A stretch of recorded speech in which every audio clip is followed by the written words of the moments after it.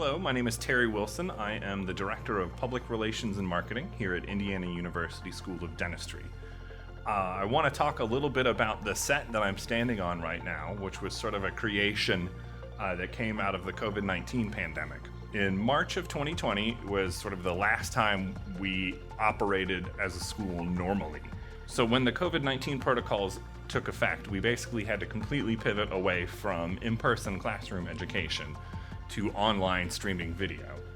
And the building was built for big in-person classrooms, and then we had these empty spaces now that weren't really being used. And one of the ideas we had, particularly for events, was attempting to create a studio. So we turned this classroom, Lecture Hall 114, into an impromptu television streaming video studio. So kind of the first thing on everyone's mind as we were wrapping up school for the class of 2020 was what was graduation going to look like. We knew we were going to have some sort of online streaming video event. And so we put together what we could in very short order for the class of 2020, and it was nice. As the COVID pandemic drug on, we looked, and as much as we hoped, it didn't look like we were going to be back to normal in time to have a traditional graduation event for the class of 2021, and we knew we needed to come up with something a little more special. So one of the things I had worked on during the spring when people weren't on campus was noticing how all of the flowers were blooming at different times, and I kind of worked to create a video project where I just recorded flowers on campus that everyone was missing. Everything was so quiet and serene without people for an entire year. And it was this interesting experience of being in nature. And that was kind of the genesis of, we created this video footage of campus, of nature. It was very pretty stuff, and we thought this would be a good anchor for working with kind of a larger streaming setup. Before I took this position, one of my jobs was doing live television. I was production assistant at Wish TV. I was master control operator. I was a technical director at TV43 up in Muncie. And so I immediately started thinking about a live multi-camera, almost like an old studio television show with the set and with lights and with everything. We were thinking about what would work, what could we have that would convey this message of kind of being in a physical space, but then also recognizing that the students had really lived this last year in screens. And we kind of came up with this metaphor of screens as sort of magic windows. And we worked with this set design, creating magic paintings like in Harry Potter that kind of captured the world and also reflected the experience of the last couple of years of the class of 2021. So Nicole in my office and I went to thrift stores. We scoured the city. We bought kind of every large picture frame we could find. And we stripped the paintings out and we relined them with white foam board, and we painted the frames either white or some that were gilded and kind of hung them up on stage in this arrangement. And then used an interesting technology called projection mapping, where we've set up projectors in the auditorium and then masked their projection area to only hold content kind of into these picture frame areas, and it has a really awesome effect. Nicole's going to talk about it more.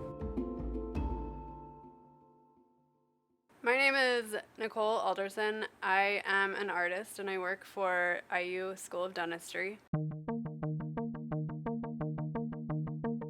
Projection mapping is using a computer program, in this case, Lightform Creator. We use Lightform as the equipment. It does a topographical map of the surface of the scene. So it calculates the depths of each object within the scene. So it, I guess, compensates for the distortion of it. You don't get that weird keystoning that happens with standard projectors. And also you can kind of outline specific areas, and the further you get into the projection mapping, you can create animations that interact with one another.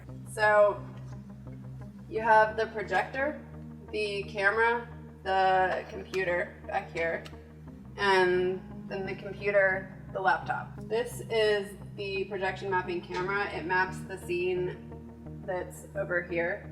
and then it is connected to the projection mapping computer. That's connected to the projector and the laptop. So I create the project on the laptop. It communicates with the Lightform computer and projects it through the projector onto the wall back here. It ends up being a really interesting visual experience for the user and just a really interesting tool in general. You can use a lot of creativity to create incredibly intense, dynamic scenes. So one of the big inspirations for this installation was the work of a Korean-American video artist named Nam June Paik.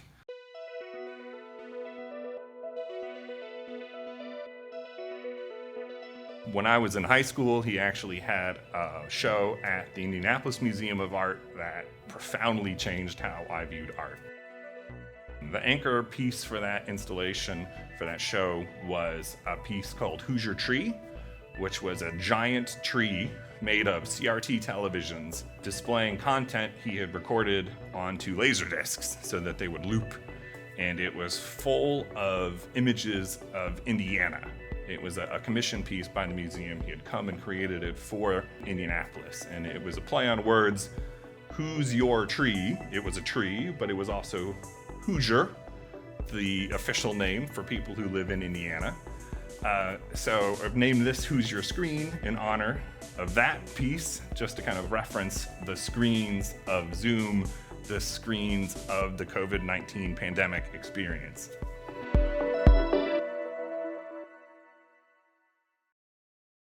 So anyway, we are now kind of at the last week of our COVID protocols. Delta variant notwithstanding, we are supposed to resume in-person classroom education on the 1st of August, which is just in a few days from now. So we're about to begin tearing this massive set down that has kind of filled this space for 2 years as some sort of artistic triage.